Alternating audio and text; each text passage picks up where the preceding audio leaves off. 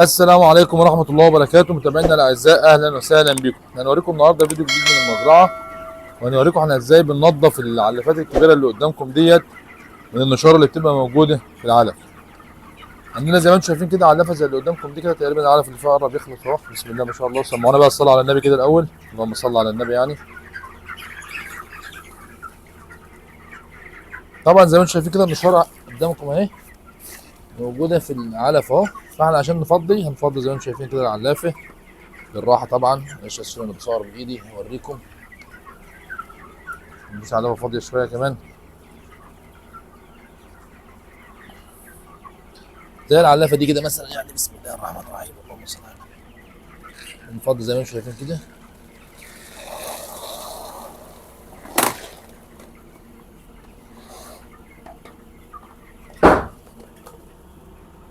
محمد،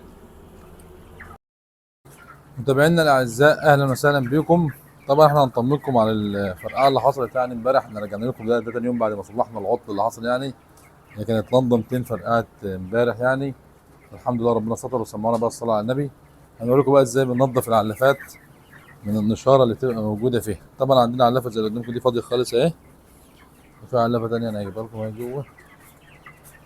ماشي، بسم الله ما شاء الله، اللهم صل على النبي. بسم الله بسم الله بسم الله. قدامكم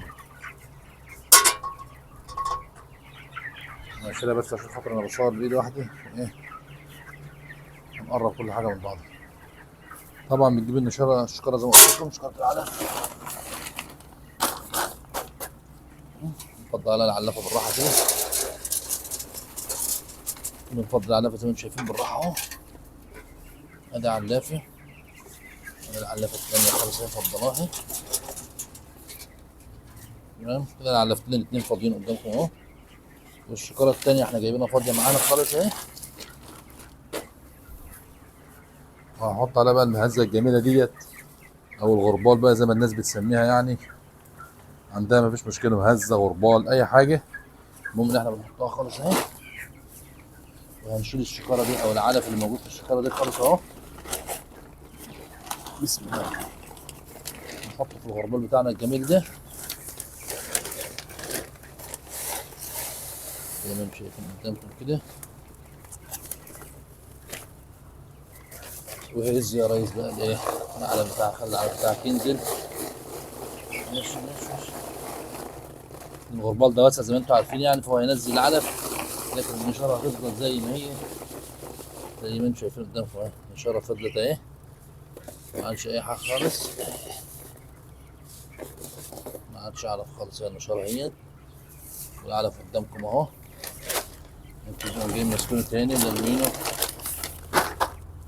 طبعا بس عشان بتاع الغربال ده مش جديد قديم، ففي بعض النشاره اللي وقعت بسيطه يعني اهو.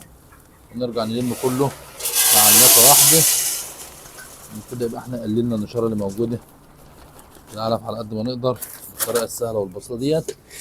طبعا ده هنسيبه لما يخلصوه، واحنا هنعرف بقى الايه العلافات التانيه. ودي النشاره قدامكم اهي، هنوديها فين؟